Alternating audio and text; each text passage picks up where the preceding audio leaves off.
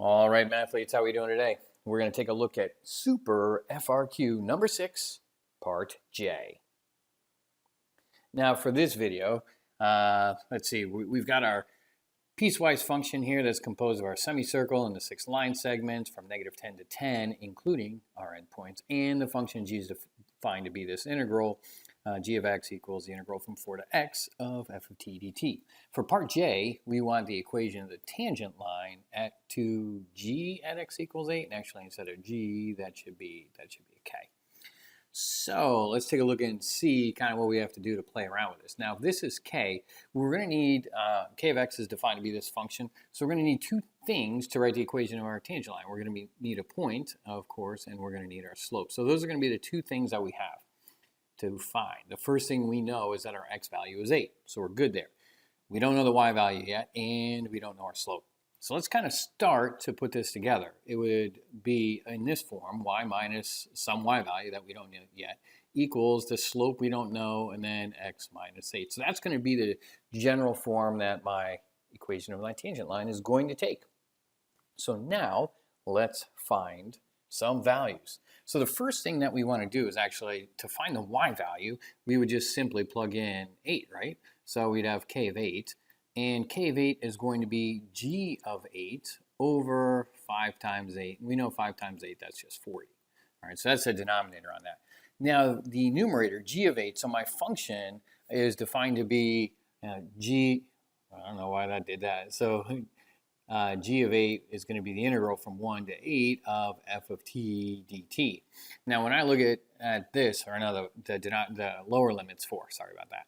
So my lower limit goes from 4 to 8. All right, that's not too bad. So I need to just find the area that's here in this triangle that's displayed from 4 to 8. And that's not a hard thing to do. We're just going to use geometry for that. So the area of a triangle, remember, is 1/2 base height. So our base has a length of 4. And our height, of course, is 2. When we calculate all of that, 4 times 2 is 8 divided by 2, we end up with just 4. So that piece right there is just 4, the area of that. And because it's above the x-axis, we would just keep it as positive 4. So 4 over 40, now you can leave it there or reduce. All right, and that would be 1 over 10. So my y point, or my y value is 1/10. So we've got half of what we need. All right, so we do have y minus 1/10 equals some slope value, and then x minus 8.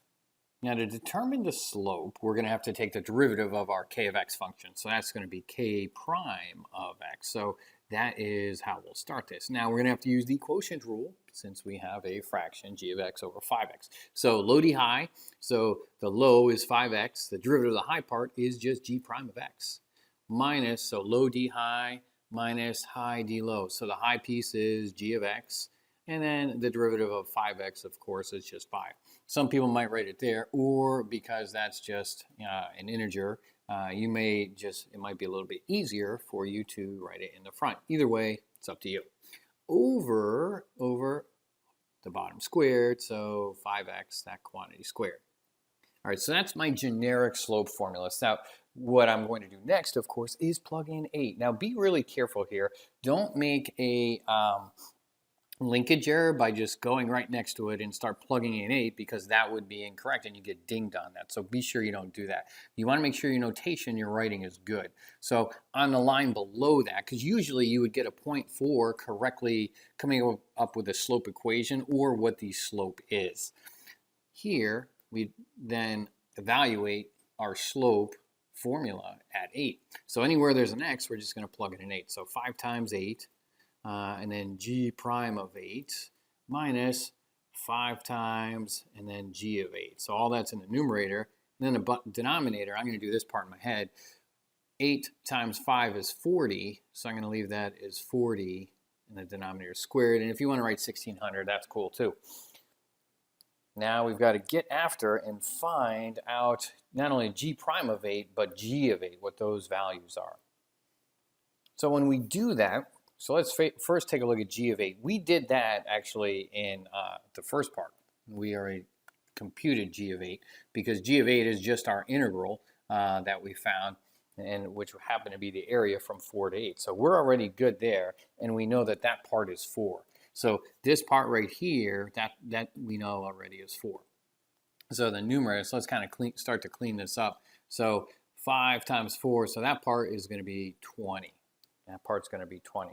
Now, again, 5 times 8, I'm going to take these two guys, multiply them together, and that's going to be 40. The denominator is, again, 1600, or you could leave it as 40 squared either way.